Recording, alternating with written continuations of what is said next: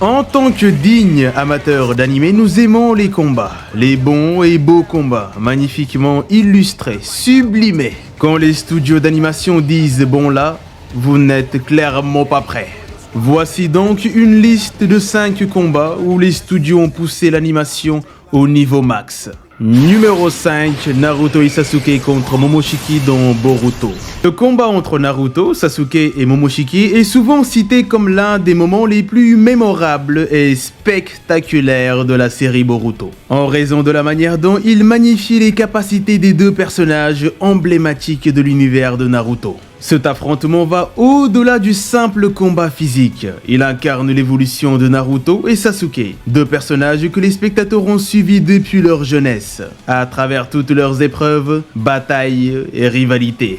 Ils sont passés du statut de jeunes ninja inexpérimentés à celui de guerriers légendaires, des protecteurs du monde ninja. Sur le plan technique, cet épisode est aussi souvent mis en avant pour la qualité de son animation. La fluidité des mouvements, la précision des scènes de combat et l'utilisation des techniques visuelles sont à un niveau exceptionnel. Chaque coup porté est ressenti avec une intensité qui témoigne de la maîtrise des animateurs. Les spectateurs voient des mouvements qui ne sont pas seulement rapides et puissants, mais qui montrent également la finesse des techniques ninja. La coordination entre Naruto et Sasuke, ainsi que la maîtrise parfaite de leurs pouvoirs respectifs, le mode ermite et Kyuubi pour Naruto, le Rinnegan et le Sharingan pour Sasuke. Naruto et Sasuke à leur apogée luttent non seulement pour protéger leur monde, mais aussi pour assurer la continuité de leur héritage auprès de la nouvelle génération, incarné par Boruto. Ce moment souligne la différence de génération, mais montre également que les anciens héros ne sont pas encore dépassés et qu'ils sont toujours prêts à se battre avec la même passion et détermination, ce qui en fait une scène mémorable et incroyablement impactante pour les fans. Numéro 4, Sukuna contre Mahoraga dans Jujutsu Kaisen. Mappa a véritablement repoussé les limites de l'animation pour donner vie à l'affrontement tant attendu entre Sukuna, le roi des fléaux, et Mahoraga, l'un des Shikigami les plus redoutables de Jujutsu Kaisen. Cet effort exceptionnel se manifeste à travers une animation fluide, des détails minutieux et une intensité palpable tout au long du combat. Sukuna, en tant que figure centrale et antagoniste redoutable de l'histoire, incarne une puissance brute et une menace constante, faisant de chaque confrontation un moment spectaculaire. Mais l'introduction de Mahoraga, un Shikigami doté d'une force titanesque, ajoute un niveau de complexité supplémentaire aux enjeux de cette bataille. Ce combat entre ces deux puissances titanesques est non seulement visuellement impressionnante, mais il est aussi marqué par une chorégraphie exceptionnelle. Mappa a su équilibrer la fluidité des mouvements et la force brute des impacts tout en conservant la sensation de poids et de puissance qui émane de chaque coup. L'un des aspects les plus remarquables est la représentation détaillée du paysage urbain de Shibuya et de ses habitants, qui subissent les ravages de ce duel destructeur. Le contraste entre la grandeur des personnages et la ville, qui devient clairement le théâtre de cette confrontation titanesque, rend cette scène encore plus sombre et dramatique. De plus, la gestion du rythme et de la tension est impeccable, chaque séquence de combat s'accélérant avec une intensité croissante. Sukuna avec sa maîtrise des techniques maudites et Mahoraga avec son adaptation progressive à ses adversaires forme une dynamique qui maintient le spectateur en haleine. En termes d'animation de combat, cet affrontement est l'un des meilleurs de la série, voire même un moment phare de l'anime Jujutsu Kaisen. Ce duel n'est pas seulement une démonstration de force brute, mais également une vitrine de la capacité de Mappa à mêler esthétique, intensité émotionnelle et enjeu narratif, consolidant ainsi son statut en tant que studio phare dans l'industrie de l'animation japonaise. Le personnage de Saitama, issu de la série One Punch Man, est conçu comme une parodie des héros traditionnels des shonen. Il possède un pouvoir quasiment invincible. Il peut vaincre n'importe quel adversaire en un seul coup de poing. Cette capacité, qui devrait normalement être un atout, devient une source de frustration pour lui. Saitama, en quête de sensations et de défis dignes de son pouvoir, se retrouve souvent ennuyé par la facilité avec laquelle il élimine ses ennemis. C'est précisément pour cela que lorsqu'il affronte Boros, le boss ultime de l'armée des monstres, un adversaire capable de résister à son attaque initiale, l'intensité du combat s'élève à un tout autre niveau. Ah non, en fait, ils sont fous complètement. Dans ces moments rares où un ennemi peut offrir une véritable opposition, One Punch Man montre sa maîtrise des scènes d'action. La série met en avant des chorégraphies de combat dynamiques, soutenues par des coups de poing rapides et puissants, des éclats de lumière et des explosions de couleurs qui contrastent avec le ton souvent humoristique du reste de l'œuvre.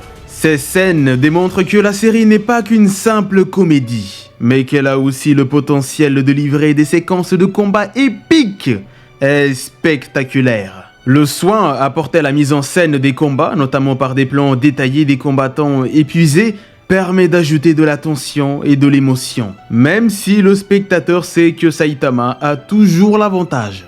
Ces détails montrent que One Punch Man ne se contente pas de ridiculiser les clichés des mangas shonen. Il leur rend également hommage en proposant des affrontements de grande qualité. Cela crée un équilibre subtil entre parodie et respect du genre, contribuant à la richesse et à l'originalité de la série. Numéro 2, Tanjiro et Nezuko contre Rui dans Demon Slayer. Le combat entre les frères et sœurs Kamado, Tanjiro et Nezuko, et Rui, l'un des membres des 12 lunes démoniaques dans Demon Slayer, est emblématique pour plusieurs raisons qui vont au-delà de l'affrontement physique. L'aspect émotionnel du combat est primordial, car Rui symbolise une vision pervertie et toxique de la notion de famille. Ayant désespérément cherché à recréer un lien familial après être devenu démon, il contraint les membres de sa famille à respecter une hiérarchie abusive et violente, les condamnant à une vie de peur et d'obéissance aveugle. Pour Tanjiro, la famille est sacrée, fondée sur l'amour, la protection mutuelle, le respect et non sur la domination. Il doit non seulement vaincre Rui, mais aussi rejeter cette vision déformée des liens familiaux pour affirmer la sienne. Cet enjeu émotionnel donne une profondeur particulière au combat, renforçant l'importance des liens fraternels entre Tanjiro et Nezuko. Au-delà de l'émotion, le combat est une véritable démonstration de beauté visuelle et d'animation fluide, faisant de ce moment l'un des plus mémorables de l'anime. La combinaison du sang brûlant de Nezuko et de la danse du dieu du feu crée une chorégraphie visuelle époustouflante. Chaque mouvement, chaque coup d'épée est magnifié par une animation dynamique et des effets visuels flamboyants. Les flammes qui entourent chaque mouvement de Tanjiro apportent une intensité dramatique qui captive le spectateur. L'utilisation de la lumière, des couleurs et des effets spéciaux renforce le caractère épique du combat. L'introduction de ces nouvelles techniques marque un tournant dans la progression de Tanjiro, symbolisant sa montée en puissance et sa capacité à protéger ceux qu'il aime. La danse du dieu du feu est particulièrement envoûtante et saisissante. Elle nous renvoie aux racines familiales de Tanjiro, car il s'agit d'une technique transmise par son père. Cela renforce encore davantage la thématique de la famille, montrant que Tanjiro tire sa force de son héritage et des souvenirs affectueux de son père. L'équilibre entre la tension émotionnelle et la beauté de la mise en scène rend ce combat mémorable, faisant de cet affrontement l'un des moments les plus iconiques de Demon Slayer.